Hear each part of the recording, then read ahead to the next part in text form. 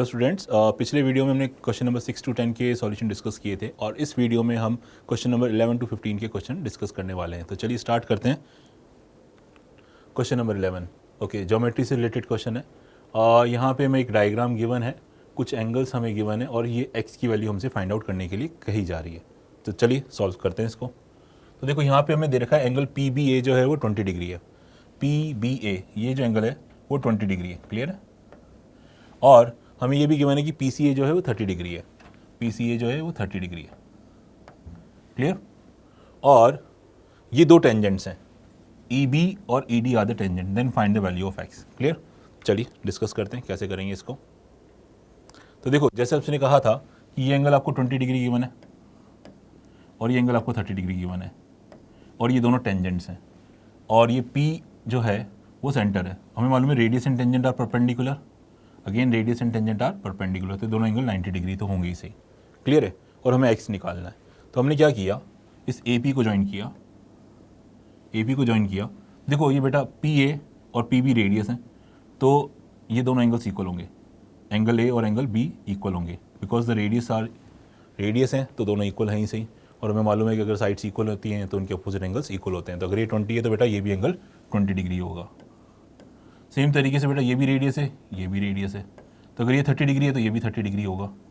तो that's why our angle B A C is 50 degree, clear. और हमें मालूम है कि angle made by arc at the centre is double the angle made by the same arc in the alternate part. तो अगर यहाँ पे एंगल 50 डिग्री बन रहा है तो उसका जस्ट डबल यहाँ बनेगा बेटा 100, तो ये एंगल 100 होगा, क्लियर। नाउ अगर आप इस क्वाड्रिलेटरल को देखो, इस क्वाड्रिलेटरल में बेटा आपको ये एंगल 90 डिग्री पता है, ये 100 पता है, ये 90 पता है, चौथा एंगल फाइंड आउट करना है। तो 4 में से 3 एंगल पता है और क्वाड्रिलेटरल के चारों एंगल का सम हमें मालूम है 360 होता है। तो बड़े आसानी से आप एक्स निकाल सकते हो, which is comes out to be 80 degree, clear है। So the value of X should be 80 degree. So our option number B will be correct. चलिए नेक्स्ट क्वेश्चन की तरफ मूव करते हैं। नेक्स्ट क्वेश्चन देखिए बेटा लॉगरिथमिक इक्वेशन है, solve करते हैं इसको। यहाँ पे बता रखा है ये इक्वेशन गिवन है और अल्फ़ा जो है वो बीटा से कम है, तो हमें बीटा अपॉन अल्फ़ा की वैल्यू फाइंड आउट करनी है। चलिए सॉल्व करते हैं इसको।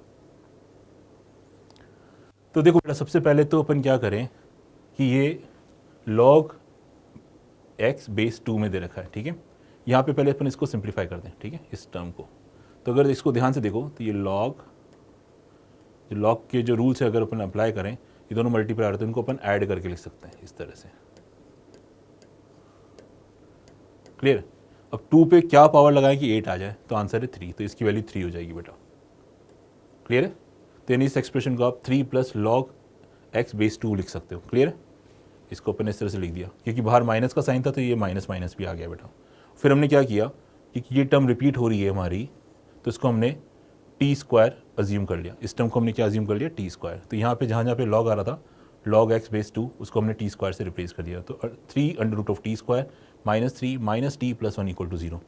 तो यहाँ पे हमारी एक क्वाड्रेटिक इक्वेशन बन जाएगी जिसको सॉल्व करने पे हमारे जो सॉल्यूशंस आएंगे वो टी की वैल्यू 1 और 2 निकल के आएगी, ठीक है। हमें तो एक्स निकालना है, ये तो टी की वैल्यू निकल आई है, दैट इज़ 1/2। और टी हमने किसको माना था, सॉरी टी स्क्वायर हमने अज्यूम किया था लॉग एक्स बेस 2 को, ठीक है। तो क्योंकि log x बेस 2 को अपने टी स्क्वायर माना था और टी की वैल्यू 1 और 2 आई थी, तो इसलिए log x बेस 2 की वैल्यू 1 और 4 हो जाएगी, 2 का स्क्वायर 4, ठीक है। नाउ अगर इसको अपन नॉर्मल कन्वर्ट करें, 2 की power 1 give you x, that is x equal to 2, 2 की पावर 4 गिव यू x, तो x की वैल्यू 16 आ गई बेटा। तो यानी इसके इक्वेशन के जो रूट्स थे उसको इसने अल्फा और बीटा बोला था और बीटा की वैल्यू अल्फा से बड़ी थी, तो इसलिए हम इसको बीटा बोलेंगे और इसको अपन अल्फा बोलेंगे। और हमसे बीटा बाय अल्फा की वैल्यू पूछी जा रही थी, तो 16/2 that is 8। So our answer is 8। So according to this option number D will be the correct answer. चलिए नेक्स्ट क्वेश्चन की तरफ मूव करते हैं। Question number 13। देखो बेटा क्वेश्चन नंबर 13 क्या कह रहा है हमसे कि एक नेचुरल नंबर है जिसको 11 से डिवाइड करने पे रिमाइंडर 4 आ रहा है। अगर उसी के स्क्वायर को आप 11 से डिवाइड करो तो रिमाइंडर क्या आएगा। डिवीजन एल्गोरिथम हम सब जानते ही हैं, नंबर है उसको आप 11 से डिवाइड कर रहे हो तो कुछ ना कुछ क्वेश्चन आएगा और कुछ ना कुछ रिमाइंडर आएगा, कुछ ना कुछ क्वेश्चन आएगा, कुछ ना कुछ रिमाइंडर आएगा। रिमाइंडर आपको क्वेश्चन में दे ही रखा है, दैट इज 4, ठीक है। तो हम जानते हैं dividend is equals to divisor into question plus remainder. Dividend is equals to divisor into question, यहाँ पे क्वेश्चन को हमने m लिया है, so dividend is equal to divisor into question plus remainder, ठीक है। अब एन स्क्वायर की, उस नंबर की स्क्वायर की बात हो रही थी, तो इसलिए हमने क्या किया, दोनों साइड का स्क्वायर कर दिया। तो एन का स्क्वायर एन स्क्वायर, तो 11m प्लस 4 का स्क्वायर किया, a प्लस बी का होल स्क्वायर ओपन कर लीजिए, a square plus b square plus 2ab, ठीक है बेटा। अब क्योंकि एन स्क्वायर को अपन 11 से डिवाइड कर रहे थे, तो इसलिए मैंने क्या किया, इस 16 को ब्रेक करके लिख दिया 11 प्लस 5, और फिर इन तीनों टर्म में हमने 11 बाहर निकाल दिया, ये 5 एज इट इज़ रह गया। अब हमसे कहा जा रहा था कि इसको 11 से डिवाइड करने पे रिमाइंडर क्या आएगा, तो इस एन स्क्वायर को हमें 11 से डिवाइड करना है, यानी इस पूरे एक्सप्रेशन को 11 से डिवाइड करना है। देखो ये वाला पार्ट तो बेटा 11 से डिविजिबल है, तो ओनली 5 बच रहा है। जब 5 को 11 से डिवाइड करोगे तो रिमाइंडर क्या आएगा, 5 ही तो आएगा, तो answer is 5। So remainder should be 5। So according to this our option number B will be the correct answer. चलिए नेक्स्ट क्वेश्चन की तरफ मूव करते हैं बेटा, क्वेश्चन नंबर 14। क्वेश्चन नंबर 14 जो है वो डिजिट बेस्ड क्वेश्चन है, चलिए देखते हैं कैसे सॉल्व करेंगे। तो यहाँ पे there are two digit numbers और उस पर कुछ कंडीशन दे रखी है, जिसको अप्लाई करके हमें फाइनली सॉल्यूशन निकालना है। क्लियर है। तो पहले पार्ट में तो ये कहा जा रहा है कि जो पहला जो 2 डिजिट का जो नंबर है, ठीक है, उसमें बताया गया है कि इसकी जो यूनिट डिजिट है वो 10th डिजिट की ट्वाइस है, ठीक है। और फिर उसमें उसी नंबर में उस नंबर को अगर हम मल्टीप्लाई करें by the sum of the digits we get 144। पहली कंडीशन ये दे रखी है। सेम में दूसरी कंडीशन दूसरे डिजिट के लिए क्या रखी है, दूसरे 2 डिजिट नंबर के लिए क्या रखी है, सॉरी। तो वहाँ पे भी अगर उस 2 डिजिट नंबर को उसकी सम ऑफ द डिजिट से मल्टीप्लाई करें तो हमें आंसर 567 मिलता है, लेकिन इसमें उल्टा हो रहा है। यहाँ पे जो यूनिट डिजिट है वो 10th डिजिट की ट्वाइस है, ठीक है, और यहाँ पे उल्टा हो रहा है। यहाँ पे जो 10th डिजिट है वो यूनिट डिजिट की ट्वाइस है, जस्ट उल्टा कहा जा रहा है। चलिए सॉल्व करते हैं। तो देखिए सबसे पहले तो अपन एज्यूम कर लेते हैं कि जो हमारे जो 2 डिजिट नंबर है, पहला 2 डिजिट नंबर है 10a प्लस बी, दूसरा है 10c प्लस डी। तो यहाँ पे a जो है वो आपकी 10th डिजिट है, यहाँ पे जो b है वो यूनिट डिजिट है। इस केस में c आपकी 10th डिजिट है और d यूनिट डिजिट है। नाउ जो पहली स्टेटमेंट थी उसके अकॉर्डिंग कहा गया था कि जो हमारी जो 10th यूनिट डिजिट है वो 10th डिजिट की डबल है, यानी b is twice of a, ठीक है। अब ये इसने कहा था जो नंबर है उसकी डिजिट को सम से मल्टीप्लाई करें तो हमें 144 मिलेगा। तो ये तो आपका 10a प्लस बी तो नंबर हो गया और a और b आपकी डिजिट्स हो गई और ये डिजिट का सम हो गया।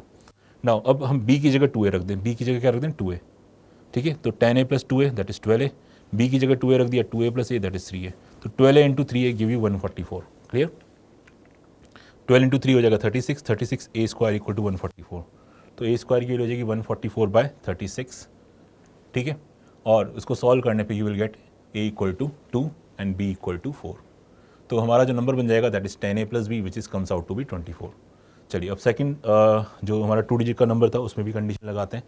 वहाँ पे ये कहा गया था कि जो हमारी 10th डिजिट है वो यूनिट डिजिट की डबल है, जो 10th डिजिट है वो यूनिट डिजिट की डबल है। वहाँ पे भी हमें 2 digit number that is 10c plus D को मल्टीप्लाई करना था डिजिट के सम से, तो आंसर आ रहा था 567।